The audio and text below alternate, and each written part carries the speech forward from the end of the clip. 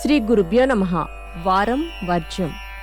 మే 22, 2026 అధిక జ్యేష్ఠ శుక్రవారం. శ్రీ పరాభవ నామ సంవత్సరం అధిక జ్యేష్ఠమాసం ఉత్తరాయణం. గ్రీష్మ ఋతువు శుక్లపక్షం రోహిణీ కార్తె.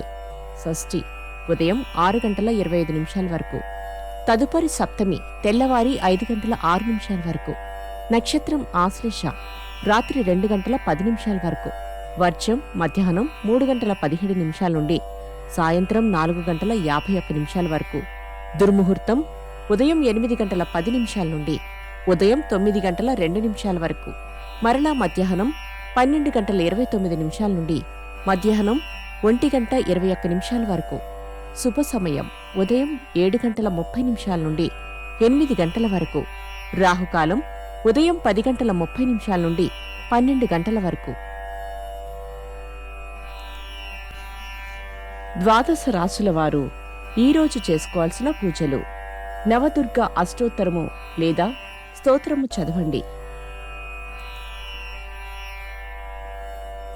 ద్వాదశ రాశులు. మేషరాశి.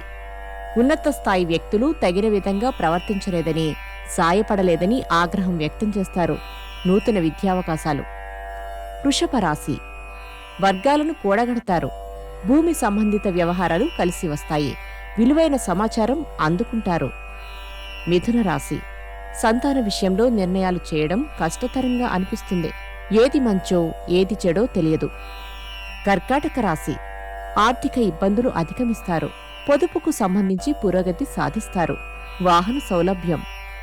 సింహరాశి. ఇష్టపడి కొనుగోలు చేసినా వాటిని తిరిగి మార్పు చేయాలని యోచిస్తారు. మిత్రుల సలహాలు పోరు విసుగు కలిగిస్తాయి. కన్యారాశి. ఎవరు ఆప్తులో ఎవరు నిజమైన హితులో తేల్చుకోలేరు. ఉద్యోగం పనిభారం అధికమవుతుంది. ఆరోగ్యం జాగ్రత్త. తులారాశి. రకరకాల సమస్యలు అన్నిటికీ మీరే బాధ్యత వహించాల్సిన స్థితి సంభవం. పాస్పోర్టు వంటి అంశాలు సానుకూలంగా ఉంటాయి. వృశ్చిక రాశి. కుటుంబ ప్రతిష్ట దృష్టిలో ఉంచుకుని జారిపోయిన అవకాశాలను తిరిగి అనుకూలంగా చేసుకునే యత్నాలు పట్టుదలగా చేస్తారు. ధనుస్సు రాశి. మీడియాను ప్రచారాన్ని అనుకూలంగా మార్చుకుంటారు. ఆధ్యాత్మిక కార్యక్రమాలు ఉత్సాహంగా చేస్తారు. మకర రాశి.